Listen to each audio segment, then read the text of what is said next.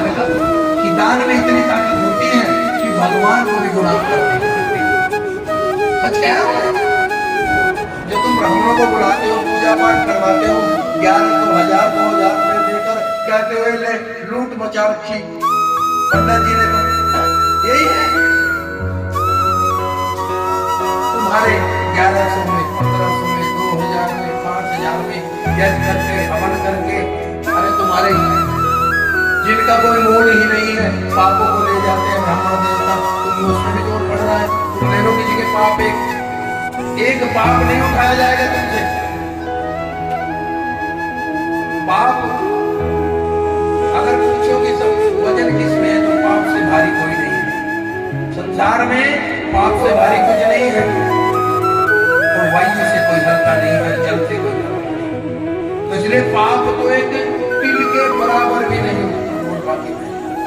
भीष्म पितामह हुए हैं ना, जब वो मरने लगे सैया पर पड़े थे तो उन्होंने मुरली वाले से कहा कि ये गोविंद, ये मुरली वाले, ये बातें बिहारी,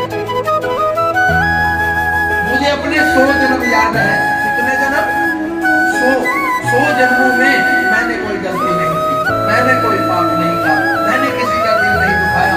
प्रभु मेरा अंत ऐसा हुआ, मुझे तीनों की सैया पर सोना पड़ा, मुझे जरा कृपा करके बताओ कि मैंने ऐसा कौन सा पाप किया था कि अंत समय में माना कि मुझे इच्छा मृत्यु का वरदान है, पर ऐसी मृत्यु।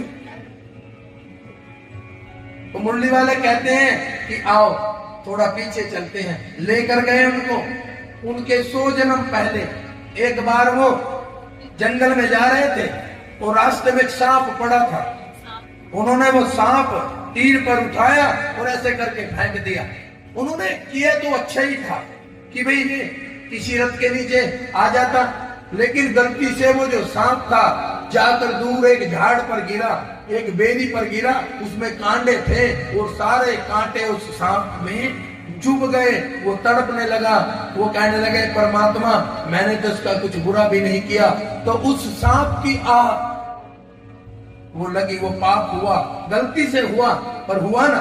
ये कहते हैं 100 जन्म पहला ही पाप था जो भीष्म पिता महा को अब भोगना पड़ा। तो ध्यान रखना, पाप कैसे हैं? जैसे तुम कोई काम सामान लो और कुएं में फेंक दो, तो कहते हैं कभी ना कभी जिस दिन कुएं का जल ऊपर आएगा तो वो वस्तु ऊपर आ जाती है। उसी प्रकार तुम्हारे किए गए पाप कर्म भी चाहे कितने छुप कर लो, जब तुम्हारा हिसाब किताब होगा तो वो पाप किसी न किसी जन्म में आ